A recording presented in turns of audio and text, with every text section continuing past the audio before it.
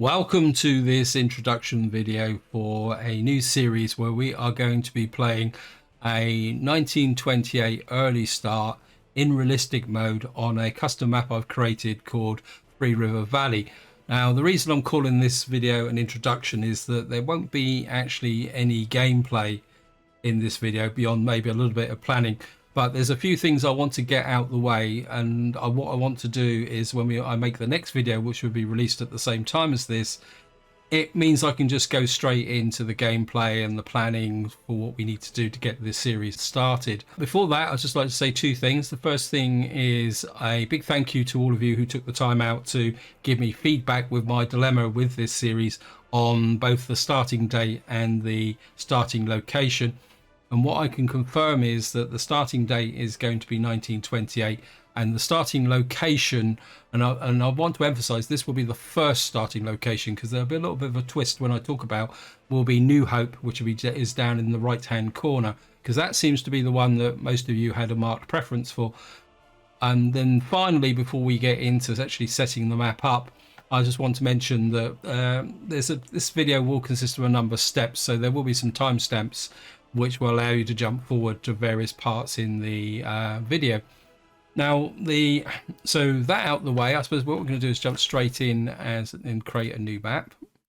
And as I've already mentioned, we're going to come across. And now I did get into a bit of a quandary with respect to the fact that after publishing the first version of Three River Valley, somebody asked for a 1900 start with reduced resources. But after a bit of thinking, I thought, well, what I'm going to do is just stick with the original map, but I have a number of constraints which will kind of restrict the large amount of resources. Anyway, I'm going to click on here, come in here, and of course this shows as a populated map, but what I would strongly suggest, unless you're playing a normal mode with a pile of money, don't play with a populated map. And then, to get realistic mode, all you really need to do is just click Cosmonaut, because what that does is it flips everything to hard mode, and more importantly, it turns on the realistic mode at the top here. And for anyone who's not sure what Cosmonaut actually sets hard, which means money-wise we'll have 1 million rubles and $500,000 to start with. Now, because I'm making this for YouTube, there's a couple of change I do need to make, which is always day. The reason for that is that darkness in this game is darkness, and it's very difficult to see. And from a YouTube perspective, that is pretty awful. The start date is irrelevant because we're going to be changing the date to 1928. Now, one thing I will say is if you're doing an early start, I would really strongly recommend that you actually use this option down the bottom with vehicle availability. This is vehicles available from the year when they've been introduced and never expire. The reason for that is that there's some really good early start mods, but a lot of them have very short lifespans. Of some of them only have a lifespan of 2 or 3 years. So by the time they appear, they're gone again, which isn't very good with respect, especially if you're starting right down in the 1920s or something like that. What happens then is you get gaps. So I would strongly recommend that you actually use this that says never expire. Now, to start the game, you've got to click on the green arrow here, but I'm not going to do that for a reason, is the fact that I've already prepared a map with the correct 1928 date on it. But for anyone who is not sure about how you do this, I'll just talk my way through the process. There also will be a link in the video description for anyone who wants to go to a written description, and which will include the way to get the small application which you need to change the date. Now, the way it works is that what you do is you just click the green arrow, you load the map, and it comes up in the normal way. And the first thing you do is pause so you don't lose time. And then the second thing is you just rename the map and save it. And what you do is then quit out of the map. And what I always do is actually quit out of Workers and Resources Soviet Republic, but I don't think that's necessary. And then if you've downloaded the little application, what you do then is you open the little application, and there's two tabs on it. One says open file, one says save. What you do is click on open file, and then what you do is you find where the save game actually is. If you're not sure where the save game is, go to the Steam library, go to options, and then open up and look at the local file directory, and that will show you where the save game is.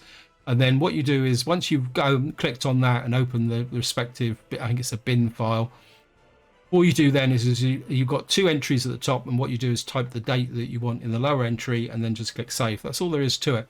One thing I will say is that if you do that and then when you reopen the game the date hasn't changed, what you need to do is check the write permissions on the game save game folder to make sure that it's actually got write permission there, because and the application doesn't have any much in the way of error trapping and doesn't report that it's unable to write to the file. Anyway, that out of the way, let's just get back here. We're just going to get back to here. In the best tradition, there we are. I've got this this save game called 3 Rivers 28, and we're just going to load that. And what that means is that we're now going to pick up what would be when you reload the game after changing the date. Here we are again. Pause immediately when you load into the game, and of course you arrive in the center of the map. The reason for pausing is that if you're starting in realistic mode or any game really, but what you want to do is if you're planning on getting your starter town up and running before the winter, time counts. So wasting to letting the game run can work against you. Now what I want to do first is put together the story and the objectives of this story, because after your feedback you guys gave me a lot of ideas. What I've actually decided to do as a context for the story is we're actually going to start in the bottom right hand corner here, as many of you suggested, and I think it's a pretty good idea, and build a small starter town here with the view of getting up to self-sufficiency. And the idea of creating this town is that this is going to be our, you could say, our anchor economy. And now the objectives of this series is going to be to something that I've already talked about actually, is we're going to build a railway from this customs house here down in the south all the way up to north. So that is our primary objective. So that is going to drive the main process. But the idea I've got is that once we created the small town in the bottom right hand corner, and as time progresses, what I'm going to do then is actually do something I've always wanted to do on this map, and I've never really got around it, but I think this series is an opportunity, is we're going to start another new community here. And what this community will be, it will be our construction office stroke camp. Now, what I will actually build here will depend on how quickly we progress in the bottom right hand, if I don't have any problems. Because what I've done is I've come up with a restriction. Again, this was a suggestion that someone said about the military construction camp. They said it's really around the late 1930s. So the general constraint I'm going to work to is that if we have the economy in the bottom up and running before 1938, what I'm going to do here is start building a Tudor village here, which will be similar to the one in the right hand corner, which will be a small self-sufficient community, which will be an operating base. If it takes longer than I think to set the community up in the right hand corner, what we will do is start here with a construction camp, but eventually I will build a town here, because the general idea is that the expansion is going to be a combination of pushing out in the normal gameplay way, but also there's going to be a constraint that I'll have the option of having one construction camp operating at any one time. So the idea is that rather than just building out along a ribbon, once we've got the economy up and running, what we might be able to do is push out a construction camp a little bit further out, which will then say, for example, build a town here, or bring this small town online. And of course, when the railway is being built, the construction camp will drive that as well. So that is the primary objective of the series. But the other thing I'm also thinking as a secondary objective is that we're going to open up the canals here, because eventually we're going to need it to get to the oil over here, and effectively create a shipping line through here with a connection to the west. Now, before I get any further, I just want to emphasize that I'm not going to give a complete map overview in this series, simply because I've already done that in a separate video, and that will be in the playlist for this overall series as well. That is the objectives. Now I'm going to talk a little bit about some of the constraints and some of the reasons why I've chosen 1928. And probably the best place to start is if we go back down to the right hand corner. And probably the best title for this section is vehicles, because one of the big dilemmas, and I've actually made a small separate video on this, is that if you start too early, what you get is a dilemma with respect to building the steam fueling station, or either that or the horse feeding station. The problem is that these aren't free, therefore they have to be built. Which, and as I've demonstrated in the video I made, is that you can build them, but you have to create a gas station, then come in and build them. They also need power, so you've got to build a windmill. So there's a little bit of complication there. Now, if I was starting in 1900, when there's only horse-drawn vehicles available, I wouldn't have a problem with that, because you could build it and then just go away. And that also applies to if you start around 1910, 1912, because the primary vehicles, especially if you're not near a western border, again, are steam-driven vehicles. So for immersion, you need the steam fueling station. Once you get past about 1910 for start dates, you get into a bit of a murky area, and probably the best way to show you that is if I click on the custom shed here. What you'll see is that once you get into this area, then you start getting trucks appearing in 1924. So if you start in 1910, 1912 or 1900, you get 24 years to work with the horse-drawn vehicles and the steam vehicles before you start to get trucks. But of course, you don't get full coverage. Like, for example, the bulldozers, I don't think the bulldozers appear to the 30s. So then you get into a situation where things get a bit confusing, because it's important to remember that the vehicles in this game don't distinguish between a crop-based fuel supply, coal, or just ordinary fuel. So that's where it can get a little bit immersion breaking, but there's not much you can really do about it. So this is the reason why I've opted for 1928, because what I've got is a range of vehicles here which can be used. But of course, if I come over to the western custom shed here, what you'll see is we got a whole range of vehicles here. Now, if I show you here, the first western vehicles start to appear in 1908 and then progressively build up over time. But of course, in realistic mode now, the only way you can buy western vehicles is actually to have a road connection to the vehicles. And that is the primary reason why we're actually starting down here and rather than up in Gorzen, because if I started up in Gorzen, I'd only be able to have Soviet vehicles, and I'd have that little bit of a hodgepodge of vehicles, which will then gives me the dilemma of, do I build a coal station or just go straight to gas? So this is the reason for starting in 1928. Just to give you an idea, what I did is I started in 1920, went right through to, I think it was 1933, constantly changing the date on the map year by year, just to see what combination of vehicles that were around, so that one, it wasn't too immersion breaking, also that it wasn't too modern is probably the best place to be. I found 1928 it's a nice compromise date for what I wanted to tell in this series. So that's the reason for one, starting down in this area, and two, when we start, what we'll be doing is using the Soviet vehicles when they're available, but we will be buying Western vehicles to fill in the gaps, like say with respect to, I think it's excavators and bulldozers is the big one. Come in here, we show you excavators. You see there's no fuel truck, there's just the steam bulldozer, and that also applies to bulldozers. There's a few oddities in here as well. I think if it's refrigeration.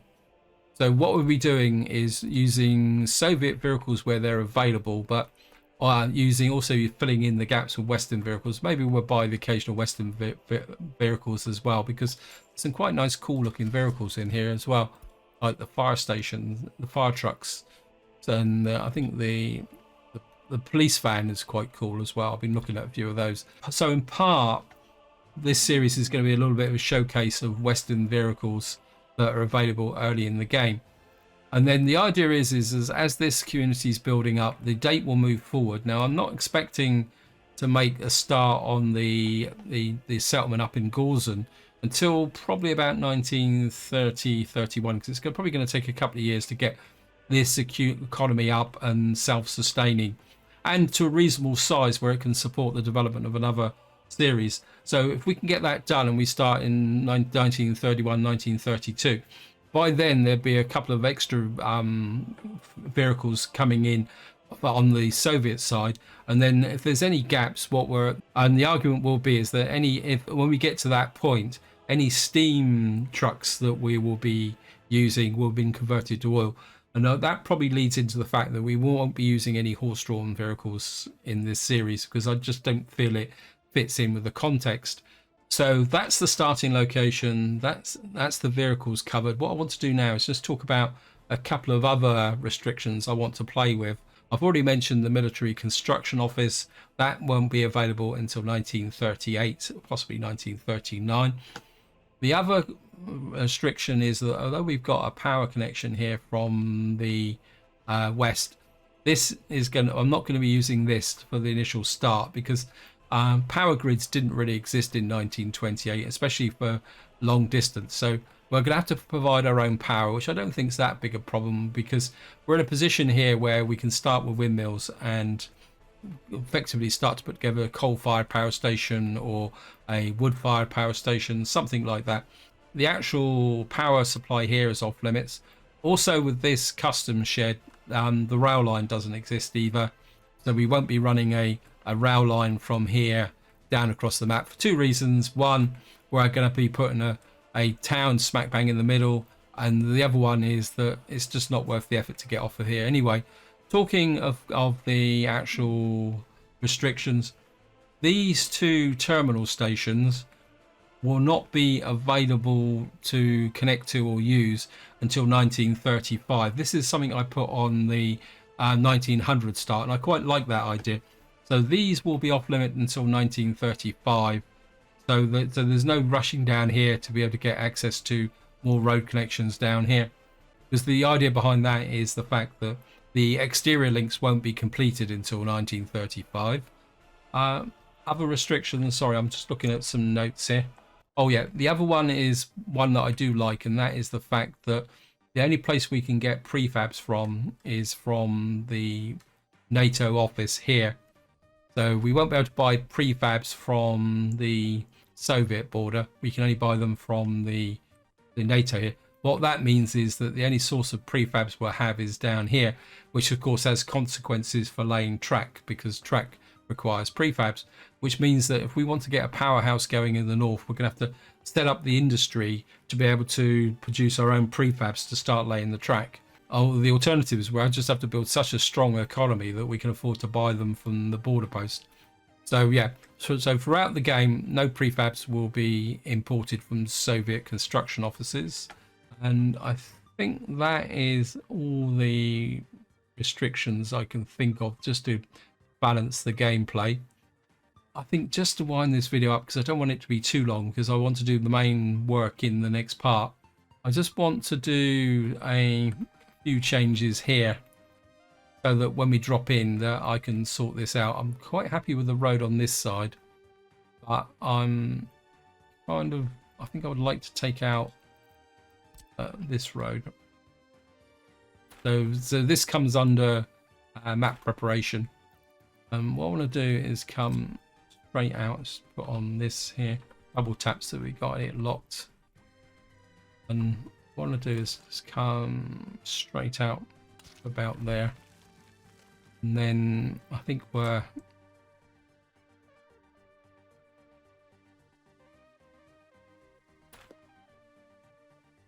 take that back to there. What I'm going to do is we're going to put that there. Now the reason for doing this is purely because I was trying to think out where to put the village. What I'm going to have to do is put the village in this area here because it's flat. And then the other problem I've got is sewage disposal. Now I put this lake in here, but we're going to have to put the sewage disposal right up in this corner, which means then we're going to get a problem with fresh water. So the fresh water might have to come up into this area here. But I just wanted to tidy up this road here so that we've got, effectively we could put possibly some forestry over here for log production, because the space here is pretty tight. We're also going to need to get out over here somehow to get some gravel production going, because what I want to do is get all the basics going in this area. Now the other road connection I want to do, and the reason for doing this is I want to do it while I'm actually thinking about it, is I'm not happy with this road here. Personally made the map, may have done it aesthetically, but they didn't really fit my needs, which is slightly embarrassing. I mean, again, this is an example. If you don't like the roads, there's nothing that says you don't have to follow them. And what I want to do is just lay in the roads here. Up here, this is more of an aid memoir, because I want to make sure that I still remember the road structure that I worked out. Oops, no. And we're going to want to bring the road out there, like that. So that comes out here. Eventually, we're going to have a... Let me just put this road in as well. This is where we're going to be dropping off the wastewater. And the idea is to have a village in this area. And I think I've worked out the spacing, because I'm thinking of some small fields there. So if we put another road going north out there, and then it's where it's going to get a little bit icky. I want that there. Too far. We'll take off the snapping. And we're going to have a road there. Actually, back there. This is 2 blocks out, so okay, we're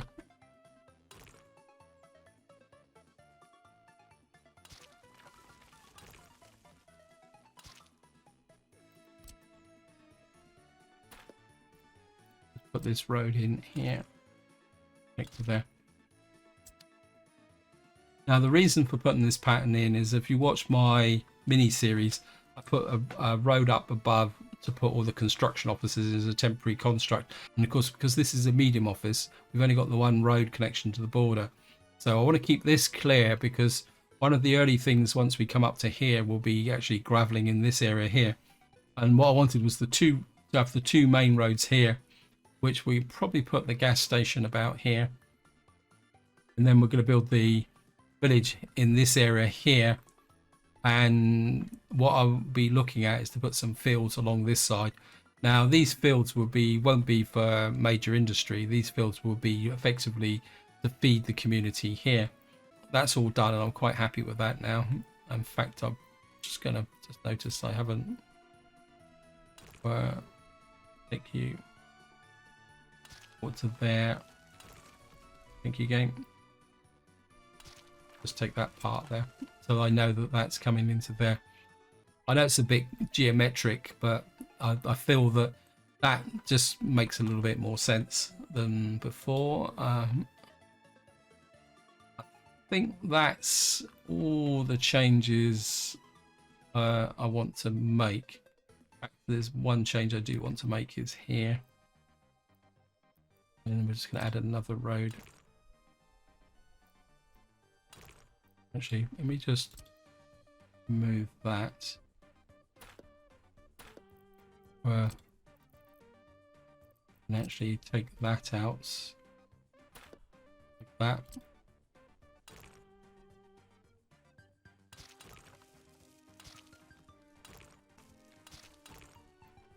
Just create a triangular junction there. The reason for this is that if we're going to need to try and get down here, possibly for wood or coal, and this junction will be a bit more efficient. Anyway guys, I think that is probably enough for this video. I think I've covered everything that I need to do. Let me just run through my checklist. So this is where I'm going to leave it. Hope you enjoyed the video. Hope you found it interesting, and until next time, whatever you do, enjoy your gaming.